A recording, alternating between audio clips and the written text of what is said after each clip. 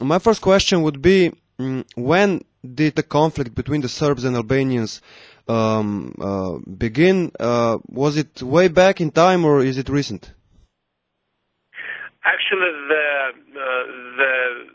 the perception that the conflict is since Middle Age, or even since ancient time, it's a typical fabrication of the history.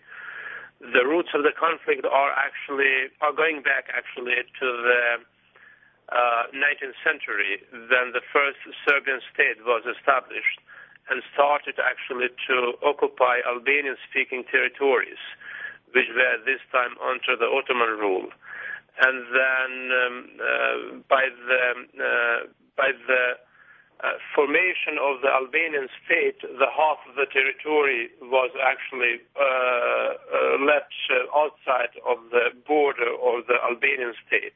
which was actually occupied by Serbia as a state and was recognized in a conference in London in 1913. That means from the Serbian perspective, the question of Kosovo was always the question of a territory which was occupied by the military violence, while for the majority of the people who were living in 1930 and who were actually in percent according to the Austrian data and Ottoman data, more than 75% was actually nothing else, just a classical occupation. What about the times before, with the movement of the Slav people? Who lived in this region, for example, I don't know, from, say, 7th, 8th century, and how did that change until the 20th century? The ethnic conflicts are actually the modern phenomena. In that sense, we cannot interpret actually what was happening in ancient time or Middle Age as a part of our ethno-history or as a part of our ethnic conflict, like usually Serbian historians and Serbian propaganda was doing in the past. I think for us it is actually very crucial to overcome this approach, because from the way how we treat with the past, it's very crucial how we are going to build a normal future. But usually, Kosovo was actually a territory which was populated mostly by Albanians, by Serbs, by other ethnic minorities like the Turks, Slavic Muslims, Jews, and other people who were living, like the rest of the Balkans, in a multi-ethnic society, and was actually part of Roman Empire, part of Byzantine Empire, and then finally part of the Ottoman Empire. The people who lived here, they're actually living for centuries, and usually they were living actually in a typical Balkan way as a mixed society, and I think there is no exception from the other territories. Religion, of course, plays, even though only formally, but plays a big role in the world politics today, or it's used very often as an argument or as a type of a weapon. When did Albanians change to the Muslim religion, or were they Muslim of Muslim faith even before the Turks came into the region? Actually, the question of the religion in the Balkans is actually a complex issue in compared to the other parts of the world, because actually not just the Balkans but even Europe took the religions from the East, while the East took political ideas and political philosophy and even statehood ideas and nation ideas from the West. In that sense, in the Balkans, we have the phenomenon that mostly religions came from the East, The first Christianization of the Albanians was actually during the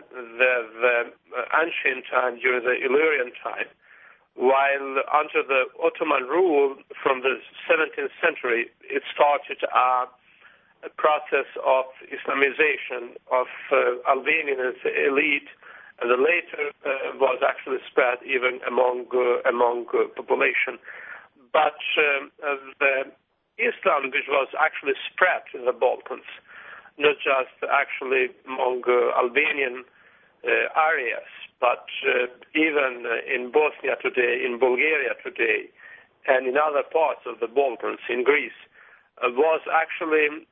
Islam, which was more a question of the culture than of religion. It was more a part of the daily life than a very institutionalized Islam, like it is the case with some other areas. And this is actually it's a difference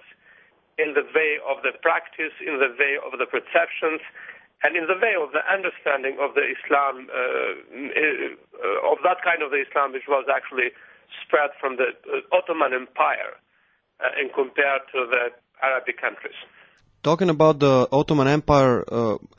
how would you describe what the Albanian people did under the Ottoman rule? I mean, did they get integrated forcefully, assimilated, that is, or did they integrate voluntarily? What happened? I mean, firstly, Albanians were actually the last ethnic group, the last people who were actually conquered by the Ottomans in compared to the other nations, to other ethnic groups, because nations didn't exist in that time in the Balkans. The fight of Skanderbeg as Albanian queen against the Ottoman rule had actually the purpose not just to have a free Albanian state of the Middle Age time, but at the same time it was actually in its function a way actually to stop the Ottoman expansion to the Western countries. For 25 years, Skanderbeg was able actually to stop the occupation of the Albania, and at the same time to be a real obstacle to the Ottoman penetration to the West. In that sense, I mean, Ottoman occupation was followed by huge assimilation, by using different means to put into all levels of life, to put all levels of life into new Ottoman system. But at the same time, in the 17th, 18th century, it was actually a teeny Albanian elite who was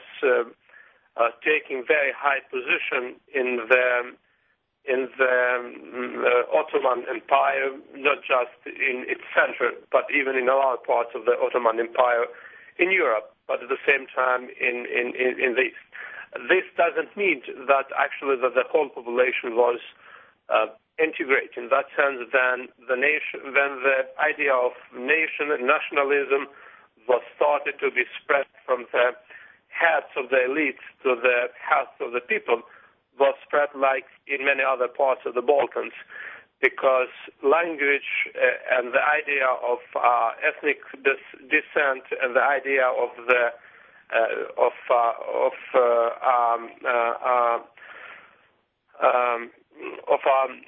all nation was actually very